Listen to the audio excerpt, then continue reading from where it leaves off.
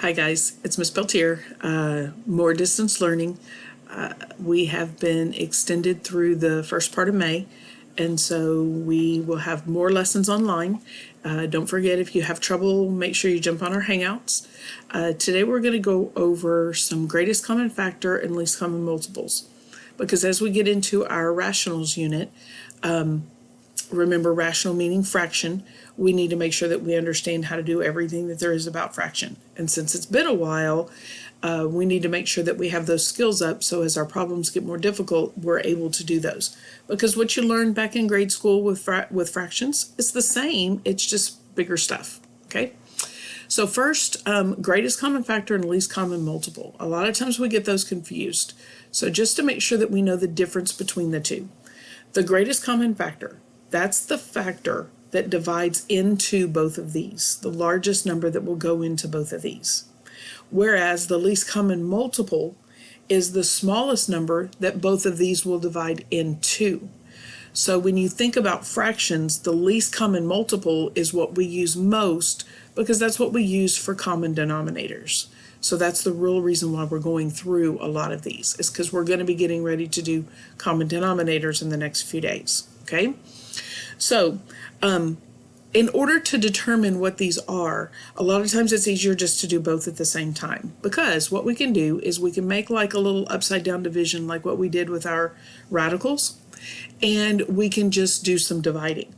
So I'm going to divide each of these by a number that goes into both of them, or a common factor. You can get the biggest one that you notice, or you can start with just whatever you notice. Well, I noticed between these two, 3 will divide into both of these. So 3 goes into 39, 13 times, and 3 divides into 6, 2 times. So you want to make sure there's enough space so you can see those as two separate numbers. You don't want to see that as 132, okay? Now, when we look at that, we would go another step if these two still have another factor, but they do not, so we're finished. So what we know is that this first number gives us our greatest common factor.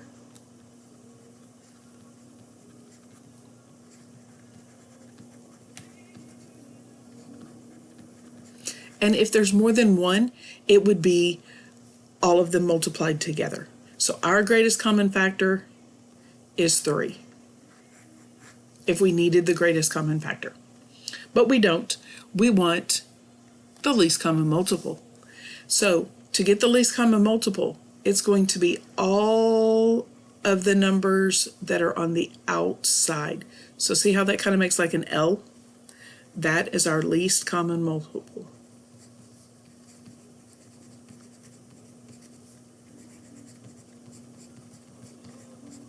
So our least common multiple, we're going to take all 3 of these, 3 times 13 times 2.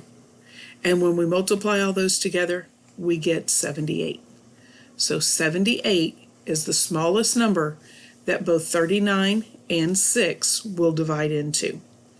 Right now we're not going to do anything with it other than just to find those two things. But later we will be extending that concept, okay? So let's do another one just to get a little bit more practice.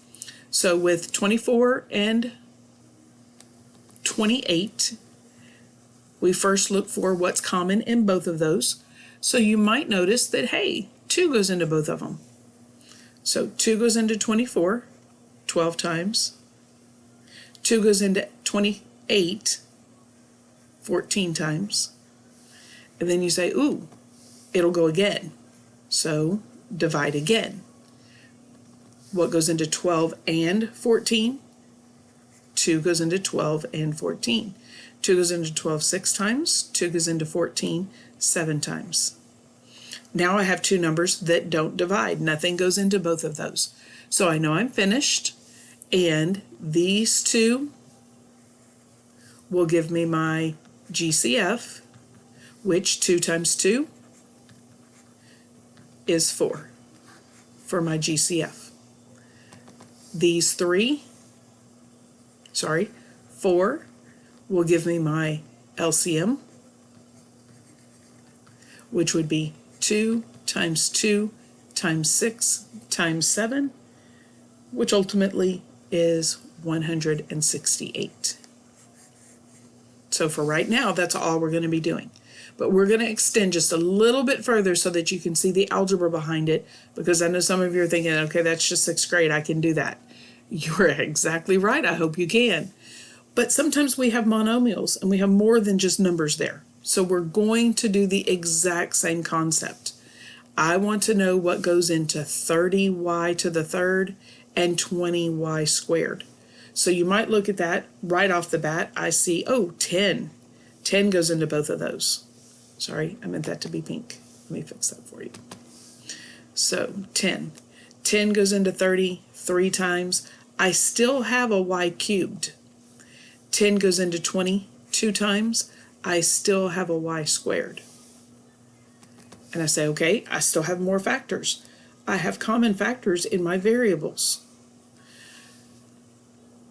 So you look for your variables out of y cubed and y squared. The largest I can take out of that is y squared.